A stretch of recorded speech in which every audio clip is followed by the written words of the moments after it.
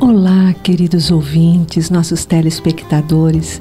Como é bom estarmos novamente aqui, eu, você e Joana de Ângeles, para podermos entrar em plenitude, verdadeiramente em plenitude, numa semana radiante de luz, onde nós buscamos cada vez mais nos espiritualizar e compreender um pouquinho mais sobre a doutrina e sobre nós mesmos.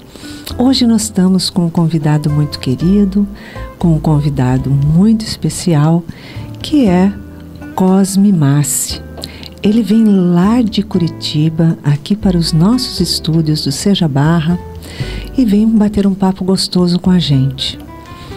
Ele é físico, tem já mais de um ano na doutrina espírita, como a gente estava conversando aqui. A gente estava conversando agora de pouco e aí a primeira pergunta: tem bastante tempo doutrina espírita? Ah, bastante fica muito, né? Então ele tem mais de um ano já, tá com a gente e vem bater um papo aqui com a gente sobre assuntos diversos. Como vai, Cosme? Tudo bem? Tudo bem, é uma alegria a gente estar aqui para conversar sobre espiritismo, sempre uma grande alegria. Você é professor? Eu sou, quer dizer, atualmente não atuo diretamente como professor, né? Mas fui professor da Unesp durante muito tempo na área de lógica e filosofia. Muito bacana, muito bacana. Conta pra gente um pouquinho como é que funciona o Instituto de Pesquisa Allan Kardec e o Clube Allan Kardec e como eles têm auxiliado na divulgação da doutrina espírita. Na verdade, esse é um projeto que nós começamos há mais de 10 anos, cujo propósito era tornar acessível toda a publicação de Allan Kardec. Então, nós nos concentramos exclusivamente nas obras de Allan Kardec, disponibilizar as obras de Allan Kardec ligadas entre si. Por exemplo, se você vai estudar uma pergunta de O Livro dos Espíritos, você gostaria de saber se há algum comentário de Kardec sobre aquela pergunta. Com certeza. Então ali está tudo ligado. Então você estuda as 22 obras que Kardec produziu ligadas entre si, tanto em português quanto nos originais franceses. Então, para quem gosta e quer conhecer a produção original de Kardec, também está à disposição ali no IPEAC. E o Clube Kardec é o Cosme Massi explicando Kardec. A gente quis separar. No IPEAC é Kardec, apenas Kardec. E o Clube Kardec sou eu explicando as obras de Kardec, explicando cada uma das perguntas de O Livro dos Espíritos, explicando as outras 22 obras de Kardec. Que bacana. Nós gostaríamos que você falasse um pouco sobre a evolução do pensamento através da história da filosofia, preparando um momento propício, né, para a chegada da doutrina, e como você acha que esse pensamento está se manifestando nos dias de hoje. Muito boa. Veja, se nós acompanhamos a proposta de Allan Kardec, ele vai deixar isso muito claro no primeiro capítulo da obra Gênese, o caráter da revelação espírita. A humanidade precisava ter uma doutrina que tivesse um suporte na ciência, para que ela pudesse ficar como o Cristo promete, que o Espírito de verdade ficaria eternamente conosco. E Kardec comenta: o que pode ficar eternamente com uma pessoa se não uma doutrina científica que não pertence a ninguém? E sendo verdade, ela é eterna. Para que a humanidade pudesse então ter o pensamento de Jesus, agora numa linguagem fundamentada na verdade científica, era preciso dar tempo para que a ciência surgisse. Então, quando Cristo fez a promessa de enviar o Espírito de verdade, o Consolador, ele o fez há 2000 anos. Era necessário que a ciência surgisse. E a ciência só começa, de fato, a se desenvolver a partir do século XVI. Então, veja, muito tempo foi necessário para que a humanidade acostumasse a criar uma forma diferente de apresentar o conhecimento humano, fundamentada na experiência, na razão. A humanidade tinha que estar madura o suficiente para ter uma doutrina com caráter científico, como foi o Espiritismo. E como você vê a evolução da ciência, ciência espírita, né, com relação à ciência tradicional? Como você percebe esse caminho desde o início das codificações trazidas por Kardec? Na verdade, Kardec teve uma lucidez, como tudo que ele produziu com os espíritos superiores, de mostrar que a ciência espírita era uma ciência totalmente independente das outras, porque as ciências do mundo, elas cuidam da matéria, a física, a química, a biologia, estudam o mundo material. E era necessário uma ciência que não dependesse desse estudo. Por isso a ciência espírita tem essa independência com respeito às ciências do mundo, porque ela trata da alma. Como ela estuda a alma, é o espírito o seu ponto fundamental de estudo, ela não depende desses progressos que a ciência material sofre o tempo inteiro. Por exemplo, a física sofreu muitas revoluções nos últimos 150 anos e nada alterou o que Kardec colocou há mais de 150 anos, porque ele tratou da ciência da alma e não da ciência da matéria. Se ele tivesse feito uma ciência em cima das ciências da matéria, nós já estaríamos desatualizados, porque a física mudou muito nos últimos 150 anos. Aí, no caso, Kardec estaria ultrapassado. Então, ele não sofreu isso, porque ele apresentou uma ciência da alma que permanece atual e verdadeira e vai permanecer ainda por muito tempo. Não vai depender dessas flutuações que ocorrem nas ciências da matéria. Eu acredito que não só não vai permanecer por muito tempo, eu acho que é ad eterno, como principalmente cada vez mais vem vindo os ensinamentos e outras informações a agregar a doutrina de Kardec, mas nunca a mudar o que ele trouxe. Exatamente, né? É o que a gente chama uma evolução natural de uma ciência, em que os princípios, os pontos fundamentais, as leis fundamentais são verdades que ali ficarão para sempre. Nas obras de Kardec nós temos esses princípios que são a expressão do pensamento do Cristo, verdades sobre a alma que serão eternas. Mas claro que esses são princípios, fontes fundamentais, desenvolvimentos futuros certamente continuarão acontecendo, como toda a ciência que sofre evoluções, que sofre ajustes, mas os pontos fundamentais estão ali colocados. Isso sem dúvida nenhuma, né? A divulgação da doutrina, ela conta hoje com essa tecnologia que a gente sabe que é uma loucura, né? O virtual hoje é imprescindível na vida desde os bebês, é o que a gente percebe. E ela auxilia não só na rapidez com que as informações nos são passadas, mas também na troca de conhecimento. De qualquer forma, muita coisa a gente sabe que tem sido publicada. E muita coisa também que não condiz com a doutrina e colocada como doutrina somente para comercialização, né? E vai se escapando, né? Fugindo da base doutrinária um pouquinho. Você vê essa tecnologia, essa mídia de hoje, né? Essa tecnologia virtual, uma forma de colocar em risco a doutrina espírita mesmo, desvirtuando ela do caminho, ou ela vem auxiliar a cada vez mais estar fundamentada essa base doutrinária que Kardec nos trouxe? E eu não vejo nenhum problema na tecnologia de hoje, nem mesmo nessa divulgação de tantos pensamentos diferentes. Uma razão muito simples. Quando você está diante da verdade, a verdade não depende do tempo, ela sobrevive a críticas, ela sobrevive a todo e qualquer processo de criação de teorias esquisitas ou de mudanças. Ela permanece como é. Kardec vai dizer, e a gente encontra isso já na contracapa ali do Evangelho segundo o Espiritismo, que a fé inabalável é aquela que pode encarar a razão face a face, em todas as épocas da humanidade. Então ela resiste a todo tipo de embate, a toda tentativa de deturpação, de adulteração.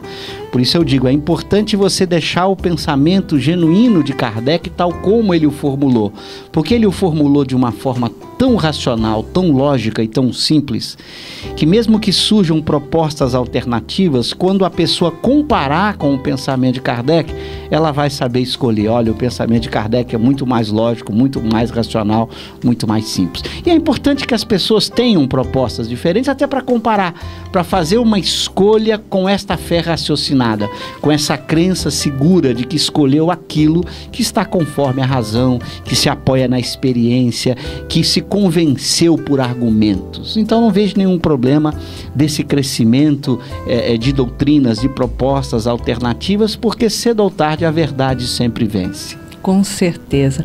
Você concorda com o ensinamento que está presente hoje em muitos estudos da doutrina espírita sobre a tríplice do aspecto do espiritismo?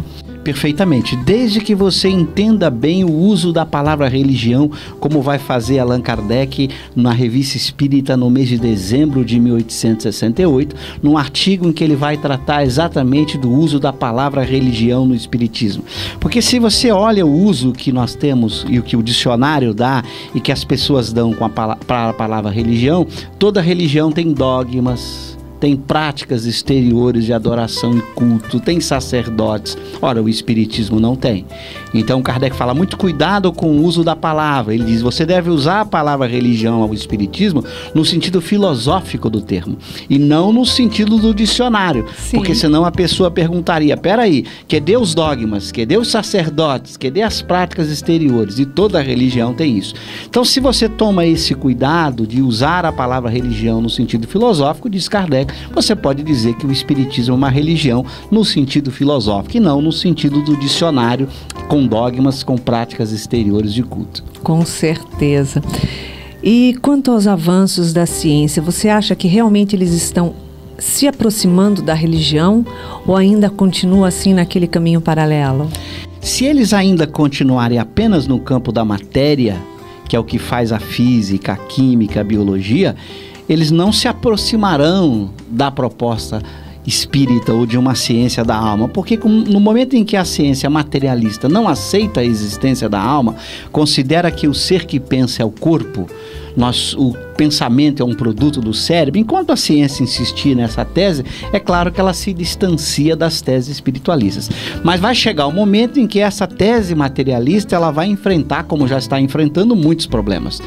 Então, no momento em que esses problemas colocarem em xeque a tese materialista e os cientistas começarem a perceber que a hipótese da alma é a melhor hipótese, aí sim nós vamos ter uma aproximação mais ampla entre as ciências ordinárias e a ciência espírita. Na afirmação de Kardec, caminhando de par com o progresso, o Espiritismo jamais será ultrapassado. Porque se novas descobertas lhes demonstrassem estar em erro acerca de um ponto qualquer, ele se modificaria nesse ponto. Se a de nova se revelar, ele a acatará. Está em a Gênese 1. Alguma ou algumas verdades novas se revelaram e essas foram acatadas pelo Espiritismo? Nós vamos dar exemplo na própria obra de Kardec. Esse convite que Kardec faz nesse capítulo 1 da Gênese, o caráter da revelação espírita, é muito importante, que é o processo evolutivo que uma ciência qualquer sofre.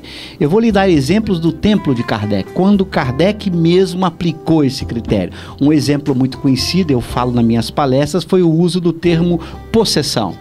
Quem olha a obra de Kardec percebe que lá no Livro dos Médiuns, no capítulo da obsessão, Kardec tem um item que ele vai contra a possessão. Ele diz, não há possessão, não há a posse de um corpo, de um médium por parte de um espírito, uma espécie de coabitação. Ele nega isso. Depois a pessoa vai estudar a Gênese em 1868, também lá no finalzinho da Gênese, no capítulo em que Kardec vai explicar os milagres, em que ele vai tratar da possessão, ele vai dizer textualmente que há possessão, que a possessão existe. A possessão é uma mediunidade diferente, em que o espírito coabita com o médium. Aí a pessoa fica, peraí, Kardec entrou em contradição? Em O Livro dos Médiuns ele disse que não há, em A Gênese ele disse que há. Não, na Revista Espírita, em dezembro de 1863, o Livro dos Médiuns é de 61, a Gênese de 68.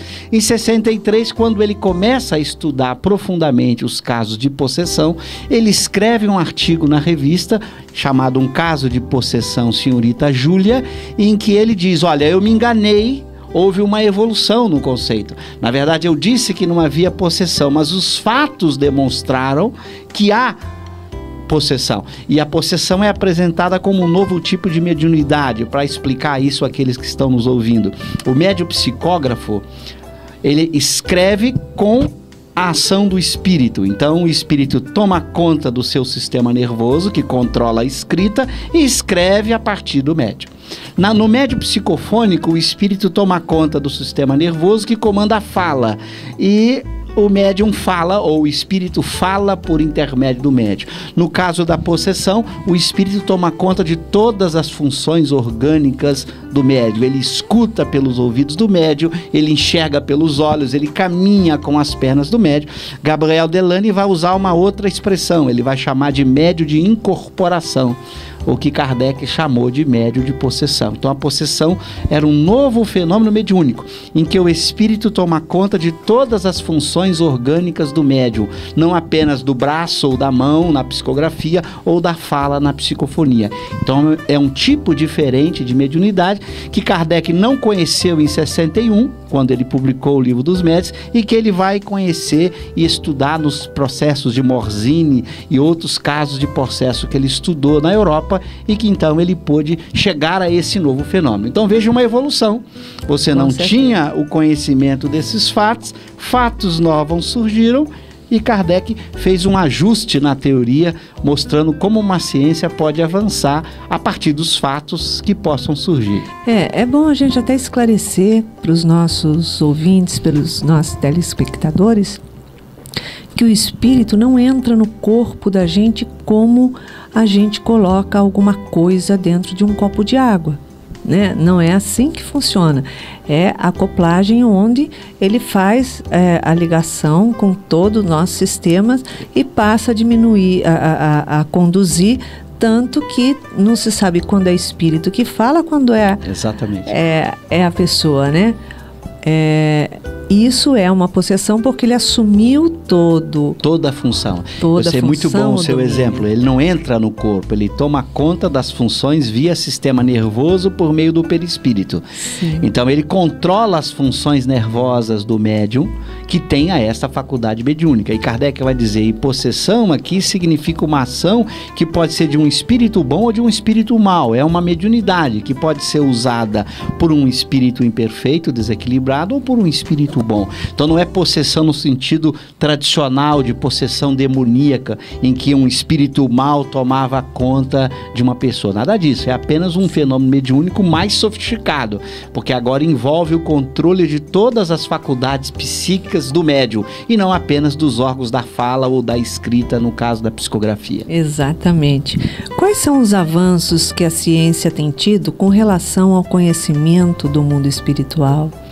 Eu acho que muito pouco, pelo menos as chamadas ciências oficiais, porque como elas negam a realidade da alma, elas estudam a matéria e as suas propriedades, ela não avançou nesse sentido. Nós esperamos que um dia ela consiga avançar, principalmente as chamadas ciências psicológicas, ou a psiquiatria, ou a psicologia tem mais chances de avançar na compreensão do próprio fenômeno mediúnico, porque tratam exatamente de fenômenos que envolvem a alma. A física, a química, a biologia está muito mais longe disso. O paradigma dominante na academia é o paradigma materialista. Então, não se fala em alma. Se você falar na academia que é dominante o materialismo, sobre a alma eles não vão aceitar. Para eles o que pensa é o cérebro. Então essa ciência mais materialista, ela não tem nem condições de pensar na alma, que dirá no mundo espiritual. As ciências médicas, psicológicas e psiquiátricas, eu acho que mais cedo vão se aproximar da ciência espírita, porque os fenômenos psicológicos, como eles envolvem diretamente a alma, certamente vai despertar maior interesse em explicar tantos casos de fenômenos psicológicos que a ciência material não consegue dar conta. Mesmo porque o primeiro nome que Kardec deu, né, eram estudos psicológicos, era o primeiro nome que ele deu. Exatamente, a Revista Espírita, que é a maior produção de Allan Kardec, que são 12 livros, sim, ele exatamente coloca a Revista Espírita de Estudos Psicológicos, porque é exatamente estudos da alma. Ele usou a palavra psicologia no sentido etimológico, psique é alma, né? Então era o estudo da alma, por isso a preocupação dele em mostrar essas diferenças entre as ciências materiais e as ciências da alma. Com o conhecimento que você tem do Espiritismo, como é que você pensa que o plano espiritual e o plano material estão interagindo? Você pensa que ainda está muito longe uma teoria que explique essa interação?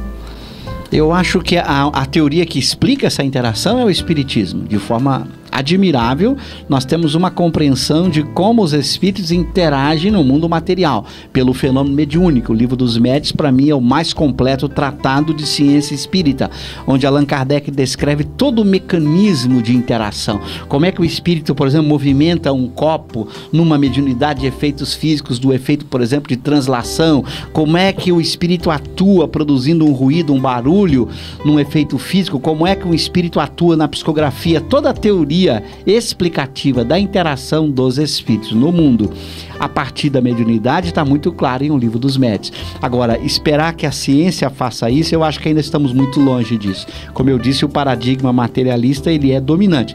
Ele domina inclusive os financiamentos. Para que você se desenvolva em determinada área, você precisa de dinheiro. Sim. Precisa pesquisa, dinheiro. E hoje você não tem financiamento para esse tipo de pesquisa. Se você entra em órgãos de fomentos para fazer esse tipo de pesquisa, você tem muita dificuldade de financiamento. Por isso que a gente não vê tantos trabalhos acontecendo no meio universitário envolvendo pesquisas que possam tratar dos chamados fenômenos espíritas. Agora nós já temos em São Paulo, com o Dr. Sérgio Felipe, uma cadeira de pesquisas, né? Agora, recentemente, a gente estava conversando e aí nós recebemos essa informação, o que eu achei, assim, fantástico. E os hospitais que já estão aceitando o passe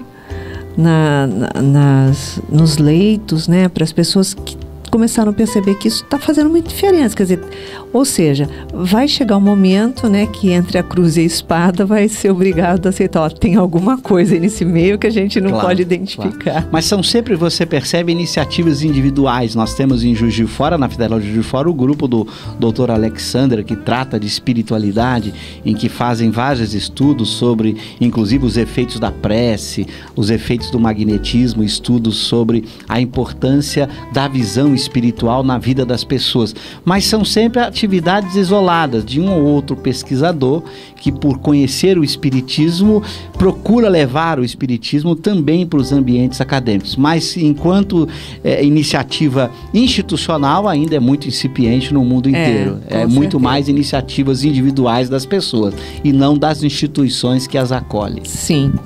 Qual o papel da Revista Espírita, publicada por Kardec, e a importância dela para quem deseja verdadeiramente se aprofundar nos estudos de espiritismo? Eu costumo dizer que muito da nossa incompreensão, às vezes, da proposta de Kardec nas outras obras, decorre do desconhecimento da Revista Espírita. Porque na Revista Espírita, Kardec primeiro explica as outras obras. Isso é algo importante. Às vezes eu recebo pela internet pessoas que me mandam perguntas do tipo: olha, lá no item 2 do Livro dos Espíritos, Kardec fala que todo desconhecido é infinito. Mas o que ele quer dizer com isso? Tem na Revista Espírita um artigo em que Kardec explica a pergunta número 2 do Livro dos Espíritos.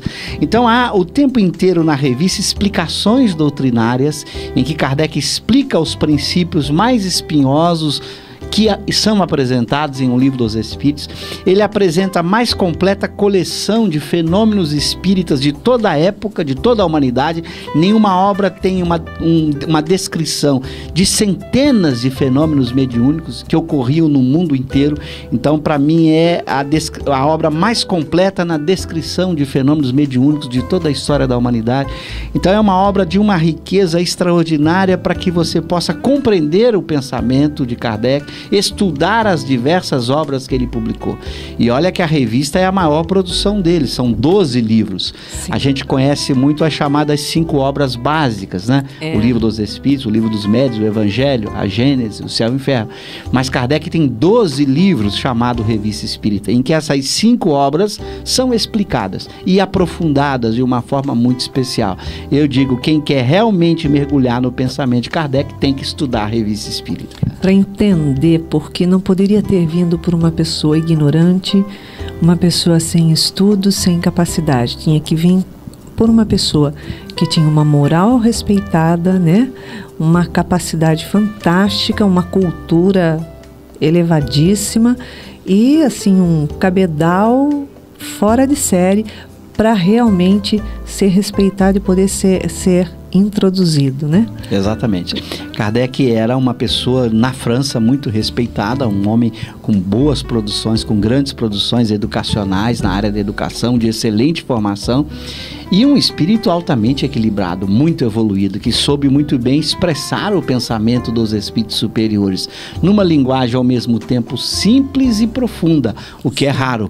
Em geral, eu brinco sempre, você quer ler textos profundos? Peguem os filósofos. Agora, você quer achar textos simples e profundo ao mesmo tempo?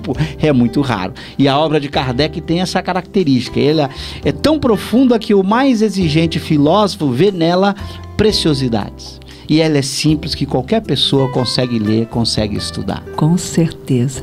Nosso papo está muito gostoso. Você está podendo se deliciar, né, nesse conhecimento doutrinário que Cosme Massi nos traz na tarde de hoje, no dia de hoje. E nós estamos indo para um pequeno intervalo e voltamos já já. Não saia daí que tem mais.